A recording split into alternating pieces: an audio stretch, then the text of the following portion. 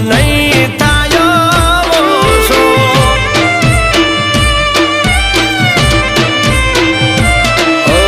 આહોડા તો સમજ્યા તમે મેસમાં દબાવશો.